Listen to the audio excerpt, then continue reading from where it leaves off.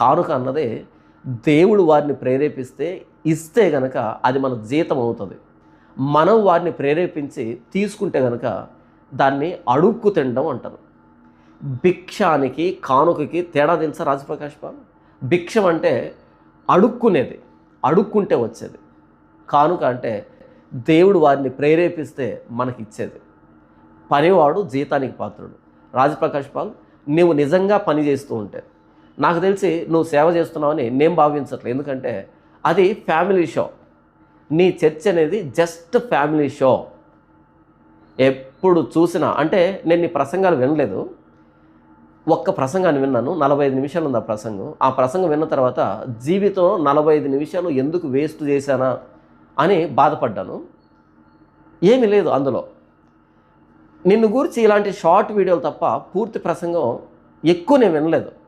కొన్ని విన్నాను, విని బాధపడ్డాను, ఎందుకు టైం వేస్ట్ చేశానా అని. ఏముంది అంత డొల్ల, ఏమి లేదు. నిన్ను గూర్చి షార్ట్లలో నేను ఎప్పుడు చూసినా సరే నీ గూర్చి నీవు, నీ సతీమణి గూర్చి నీవు కానీ, నీ సతీమణి నీ గూర్చి కానీ, లేకపోతే నీ పిల్లల గూర్చి కానీ, నీ బంధువుల గూర్చి కానీ, నీ కుటుంబాన్ని గురించి మీరు చెప్పుకోవడం, అంటే మీ ఫ్యామిలీని గూర్చి మిమ్మల్ని మీరు పొగుడుకోవడం తప్ప, లేకపోతే ఆ పాటలు పాడి ఎలాగైతే క్లబ్బుల్లోనూ పబ్బుల్లోనూ గెంతుతూ ఉంటారో, డ్యాన్సులు వేస్తూ ఉంటారో, అలా క్రిస్టియన్ ఫ్లేవర్ క్లబ్ అలా అనిపించింది తప్ప నువ్వు పరిచర్య చేస్తున్నావని నాకెప్పుడు అనిపించలే. ఇకపోతే వాక్యం చెప్పేటప్పుడు ఇలా సరళంగా మాట్లాడకుండా ఏదో దీర్ఘాలు తీస్తూ ఏదో త్రాగుడు పోతూ మాట్లాడుతుంటాడే, నాటుగా దీర్ఘాలు తీసి మరి ఏదో యాసగా మాట్లాడుతూ ఉంటాడే, అలా అనిపించింది నీ మాట తీరు. ఒరిజినల్గా నీ మాట అలాగే ఉంటుందా లేకపోతే నాకు అలా అనిపించిందో నాకు తెలియదు, కానీ నువ్వు వాక్యం చెప్తూ ఉన్నప్పుడు ఆ సాగదీసి దీర్ఘాలు తీసి ఏదో వెట్టకారం చేస్తూ మాట్లాడినట్టుగా అలా అనిపించింది. మరి నిజంగా అలా మాట్లాడతావా లేకపోతే కావాలని అలా మాట్లాడతావా నాకు తెలియదు, కానీ నీ వాక్యం చెప్పే పద్ధతి ఎందుకు నాకు రుచించలే. ఎప్పుడు చెప్పావు కానీ వాక్యము. ఇకపోతే ఫ్యామిలీ షో, మీ ఫ్యామిలీ షో కోసం నువ్వు తయారు చేసుకున్నటువంటి వేదిక అది.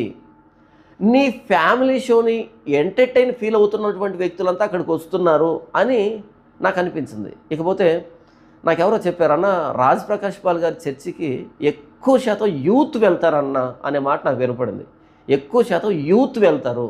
ఎందుకు వెళ్తున్నారు యూత్ దేనికి అట్రాక్ట్ అవుతారు? ఎంటర్టైన్మెంట్కి అట్రాక్ట్ అవుతారు. ఒక సినిమా హీరో లెక్క ఉన్నావు కదా.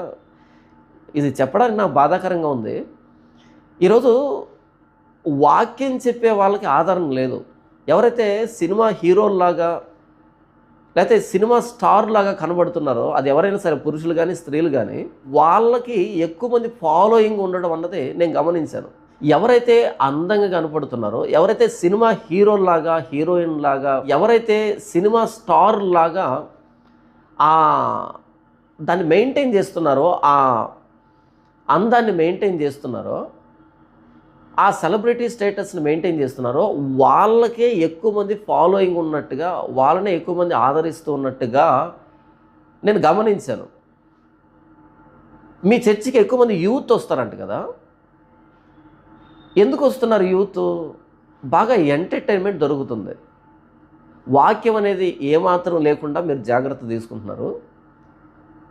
ఆ పాటలు, ఆ సంగీతము, ఆ లైటింగు, అదంతా అయిపోయిన తర్వాత మిమ్మల్ని గురించి మీరు చెప్పుకోవడం, మీ పిల్లల గురించి చెప్పుకోవడం, మీ కుటుంబం గురించి చెప్పుకోవడం, అంతా సొంత డబ్బా కొట్టుకుంటున్నట్టుగా మీ షార్ట్లు కానీ మీ వీడియోలు కానీ చూసినప్పుడు నాకు ఇలాగే అనిపించింది.